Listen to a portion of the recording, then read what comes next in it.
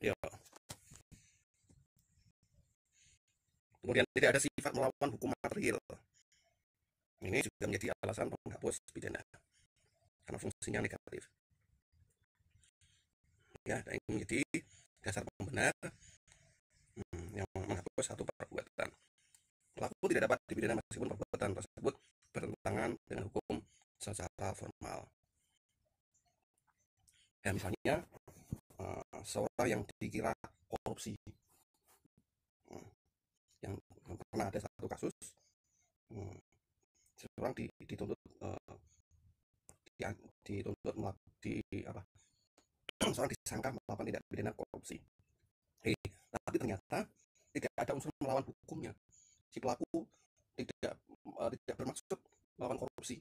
Dari kriteria tidak pidana korupsi ini tidak dipenuhi pada diri perbuatan si pelaku, di mana negara tidak dirugikan atau kepentingan umum telah terlayani dengan baik. Kemudian terdakwa sendiri tidak mendapat untung dari perbuatannya.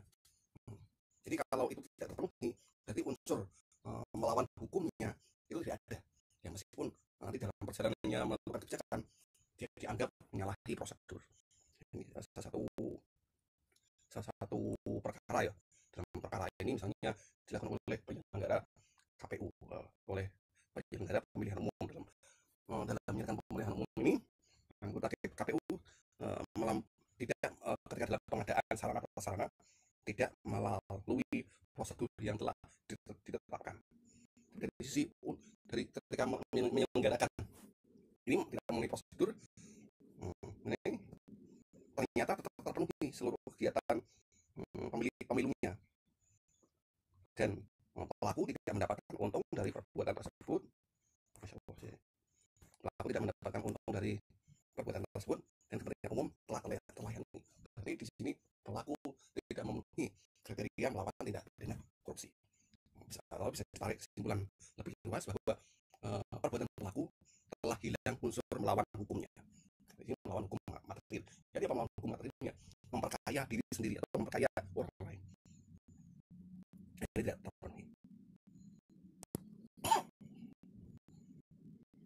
Kemudian hak jabatan.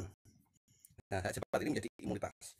Ketika seorang peneliti melakukan penelitiannya, misalnya memasukkan dosis zat kimia tertentu ke dalam tubuh hewan, ini tidak bisa dianggap sebagai penyiksaan hewan. Tapi karena ini menjadi kewenangannya, karena profesinya, dia tidak dapat dipidana. Atau si pelakunya bisa mempunyai hak imunitas atau kekebalan untuk dipidana. Next, mewakili urusan orang lain. Mewakili urusan orang lain adalah seseorang yang secara sukarela tanpa berhak mendapatkan upah mengurusi kepentingan orang lain tanpa harus ada perintah orang yang diwakilinya. Misalnya, dia memasuki rumah orang lain, bahkan merusak rumah orang lain dengan tujuan mencegah timbulnya bahaya yang lebih luas.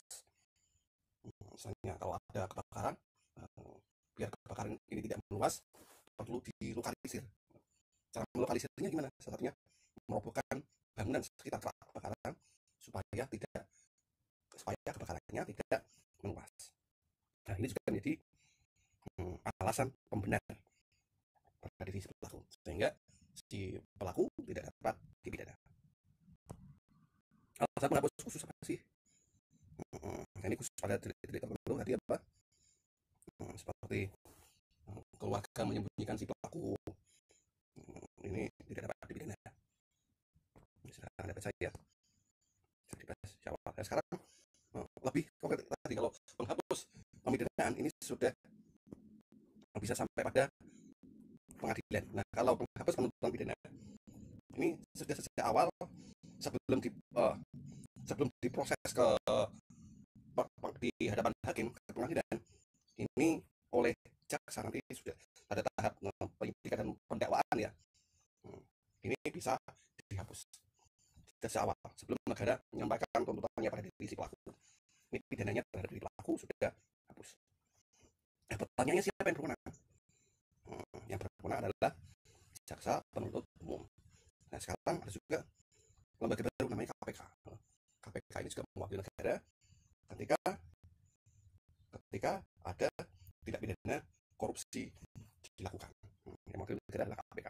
KPK nanti juga bertindak sebagai jaksa penuntut umum.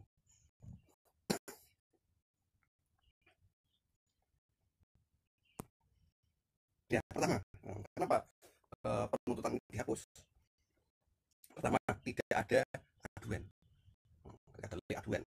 Misalnya dalam pencemaran nama baik, selama yang tercemar kan tidak mengadu atau tidak merasa dirugikan, ini pelaku tidak dapat diproses. Tidak ada yang dirugikan kok. Korbannya juga tidak mengadukan. Kemudian nebis in idem, perbuatan pidananya sudah diproses secara hukum lebih dahulu dan inkrah ya, inkrah sudah ada putusan hukum tetap.